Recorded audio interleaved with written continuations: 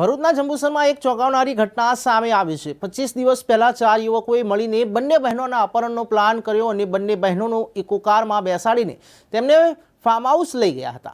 બાદ બંને યુવતીઓને નશાકારક ઇન્જેક્શનો આપ્યા હતા અને તેમના પર દુષ્કર્મ પણ કર્યું હતું। સમગ્ર ઘટનામાં પોલીસે 4 આરોપી વિરુદ્ધ ફરિયાદ નોંધી છે, જેમાં 2 આરોપીની ધરપકડ કરી છે, જ્યારે અન્ય 2 ફરાર આરોપીને શોધવા માટે ચક્રો ગતિમાન કર્યા છે। આ જ ઘટના અંગે ગુજરાત પ્રદેશ કોંગ્રેસ સમિતિના મીડિયા કન્વીનર મનીષ દોશીએ પોતાની પ્રતિક્રિયા આપી છે। ગુજરાતમાં ચૂંટણી સમયે સલામત ગુજરાતની વાતો કરીને લોભામણા વચન આપીને મોટી મોટી વાત કરનાર ભાજપાનો સરકારનો ગૃહ વિભાગ જે ભ્રષ્ટાચારનું એપી સેન્ટર છે તેની નાકામીના એક પછી એક કચ્ચા ચીઠા ખુલી રહ્યા છે।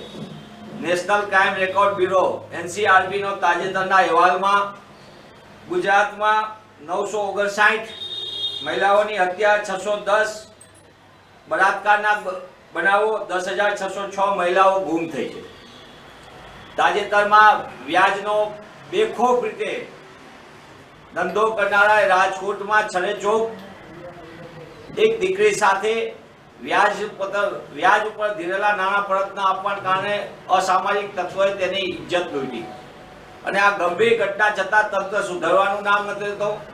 અસામાજિક તત્વો બેકાબુ બન્યા છે અને જે રીતે જંબુસરની આજે ઘટના સામે આવી છે તેમાં 2 બાબતો ધ્યાન ખેંચે તેવી। એક તો બહેનો ઉપર દુષ્કર્મ, અત્યાચાર, ગંભીર ઘટના અને સાથે સાથે નશાવાળું ઇન્જેક્શન। એટલે કે ગુજરાતમાં દારૂ તો સામાન્ય વાત છે, એવું એક પણ ગામ નથી, એક પણ તાલુકો નથી, એક પણ જગ્યા નથી કે જ્યાં દારૂનો વેપલો ન ચાલતો હોય, પણ ડ્રગ્સ જે બેકાબુ રીતે મન ફાવે તેમ નશાના પદાર્થો ગુજરાતમાં સામાન્ય રીતે લોકોને ઉપલબ્ધ થાય સરળતાથી તે રીતે વેપલો ચાલી ગયો છે।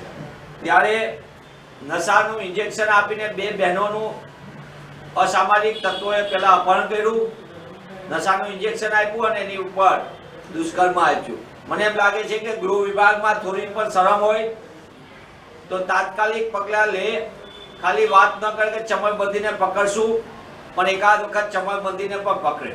અસામાજિક તત્વો મોટા ભાગે પોલીસ સ્ટેશનના વહીવટદાર બની ગયા હોય તે રીતે વર્તી રહ્યા છે અને સરકારે ચૂંટણી જીતવા માટે અસામાજિક તત્વોનો સાથ લીધો હોય તે રીતે અસામાજિક તત્વો 2 રોકટોક પોતાના કારનામાને અંજામ આપી રહ્યા છે।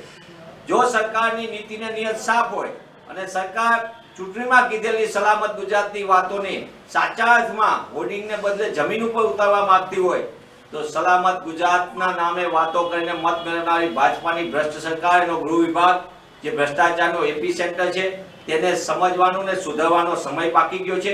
ગુજરાતમાં બેન દીકરીઓની સલામતી એ મોટો પડકાર થઈ ગયો છે। અસામાજિક તત્વો મન ફાવે તે રીતે ગુંડાગીરી કરી રહ્યા છે, બેન દીકરીઓ સાથે અત્યાચાર કરી રહ્યા છે।